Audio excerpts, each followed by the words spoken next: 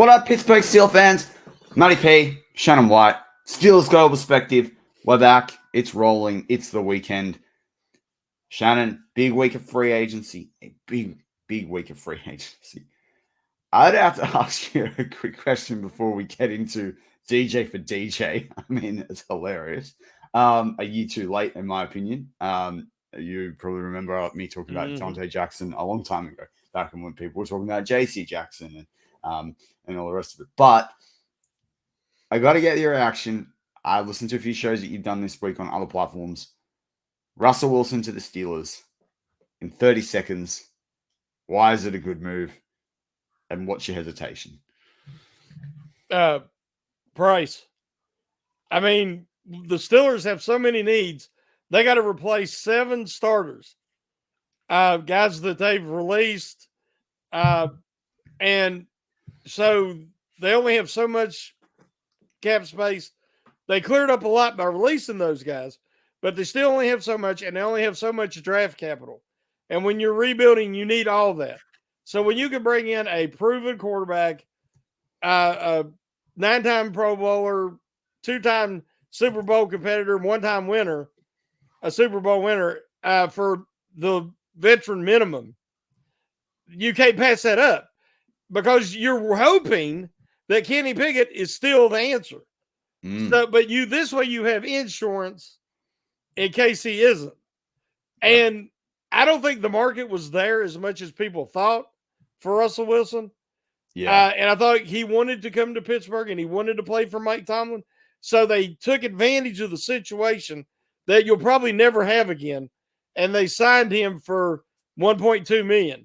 So I thought it was a great move. Financially, it only made feasible sense. Now, I've been concerned about the character issue, chemistry issue, not character so much, but that a lot of his teammates are not wild about him anymore. Yeah, they used to be, but within the last 3 years, that's changed. He had trouble his last year in Seattle, connected with his teammates, and he never connected in Denver. Now, a few guys after the fact come out and said some things, but when he was benched last year because of insurance and all that, he didn't have a lot of guys come to his defense. So now that they're doing it, people are saying, "Oh, look, they all loved him." I don't buy it.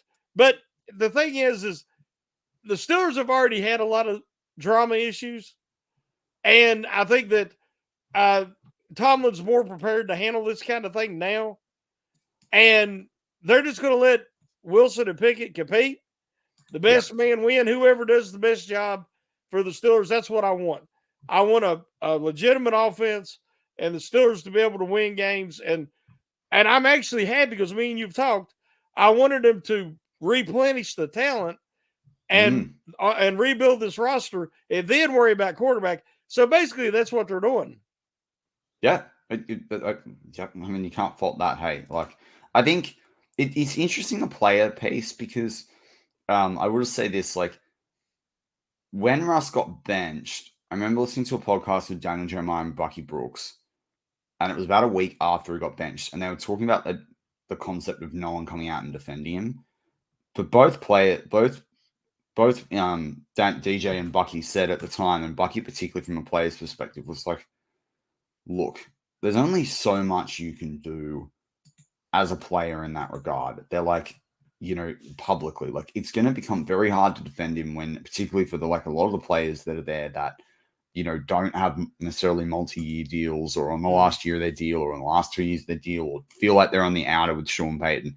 He's like, what are they meant to say? They've also got to keep the new quarterback in line. And they talked about it for a long time. And I remember thinking at the time, I'm like, because I know I'm not for or against Russell Wilson. I think a lot of people say a lot of negative things for him. I think a lot of people think he's, God's gift to the earth sometimes. I mean, neither here nor there. I'm excited to see him in the Steelers jersey to see better quarterback play. But I couldn't get less. I'm not buying a 3 jersey.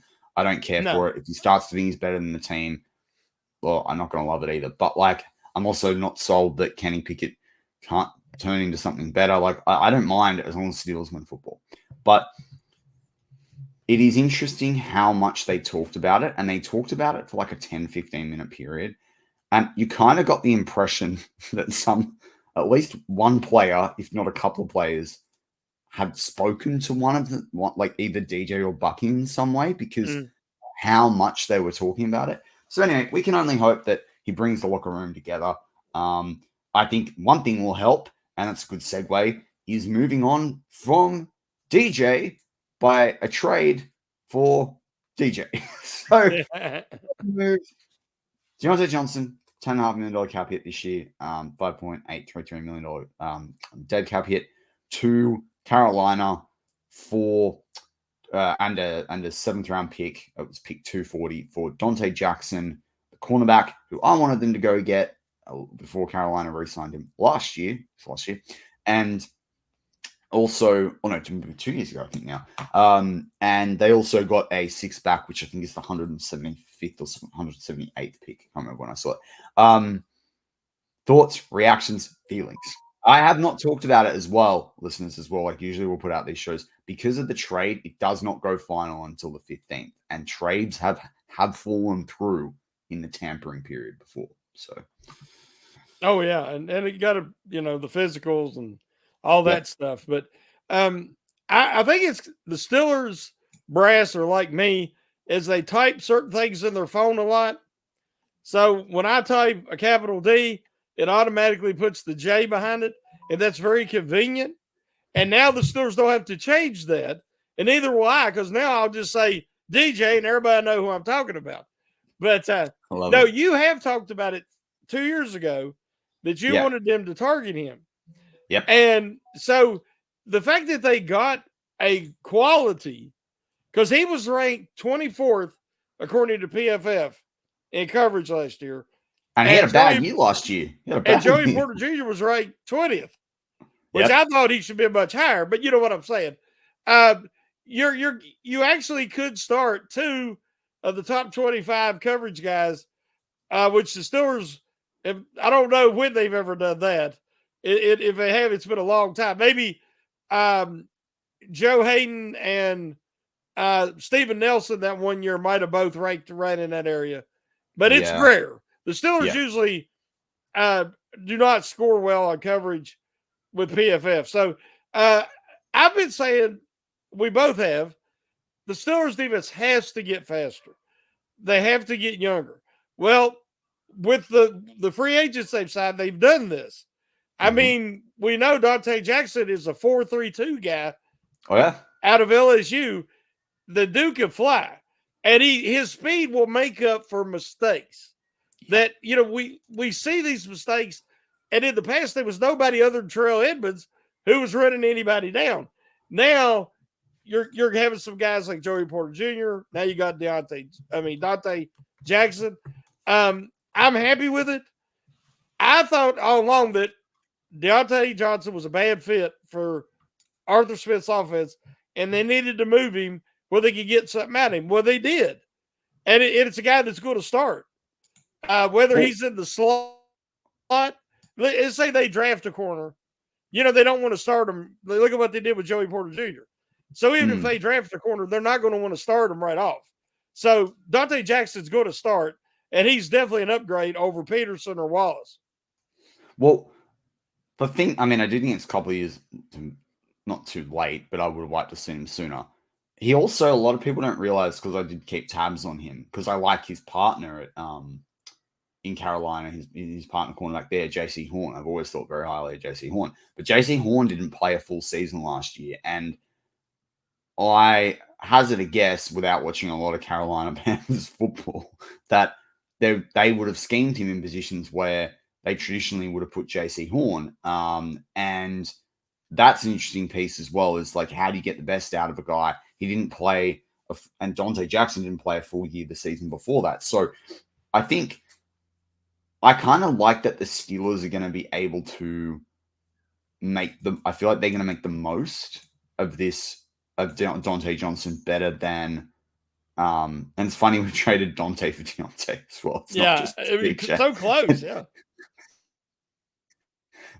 But I do feel as though, he could have a better year than what he's had the last couple of years. But, it comes to Steelers, that was reading about it, obviously, 14 interceptions.